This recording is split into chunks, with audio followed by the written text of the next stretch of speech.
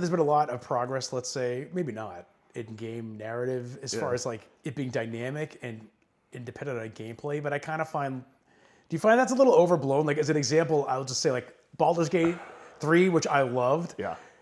and it sort of prides itself on that deep narrative, but the more you play it, you're like, it's just trying to, the decision trees trying to corral me into 3 endpoints for this conversation, right? Yeah. I mean, there's only so much you can do. There's only so much. I mean, there's always sort of this, this tug of war between, player freedom and funneling them through a particular narrative.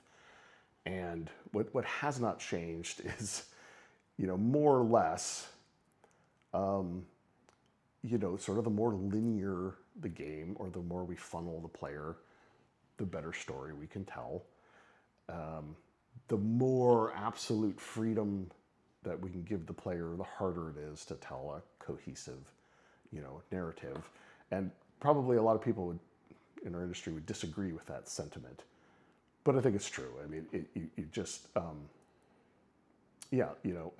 Telltale Games, when they're at the height of their powers, they didn't refer to what they made as games. They referred to them as cinematic experiences. But if you were, after a really cool interactive story, Telltale was, some of the best in the biz. And then, of course, the more a game becomes sort of like a sandbox, the harder it is to reliably just tell a satisfying story, which has a beginning and a middle and an end of some kind. And it's not necessary that every game, does that well, but the push and the pull has not changed. I don't think it ever will, And people sometimes talk about, finding that holy grail of, absolute freedom and interactivity and still telling a compelling story. And I don't think it's possible.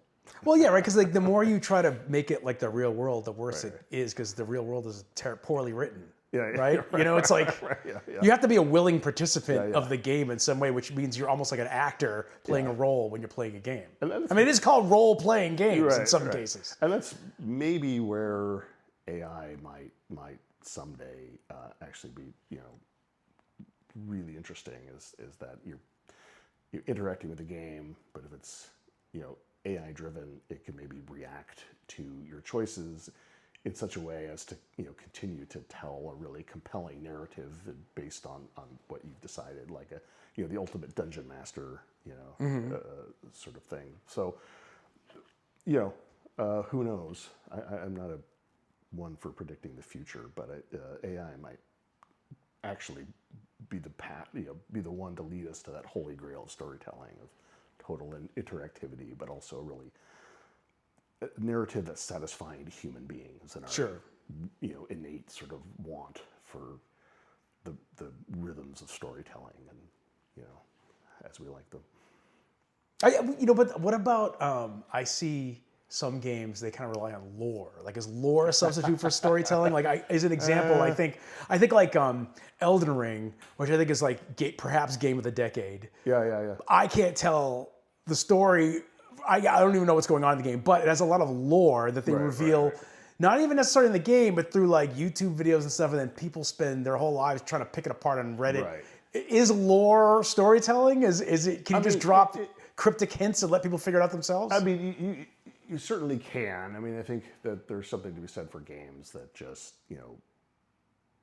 let us sort of some games are really good at world building, and we get to sort of exist in that world, and we enjoy finding out more about it, and then we can maybe sort of explore and make our own choices, and we're sort of writing maybe our own story without the help of the game designers, or whatever. But I think it's more world building, which maybe like a little different, you know what I mean, and backstory and stuff like that. It can be really interesting, and games as a medium is pretty unique in that it's very well suited. Like, obviously you're reading a novel, and when you're reading, Lord of the Rings, and you're reading your, 20th description of a valley or whatever, it gets really tedious. But in a game, if you want 2.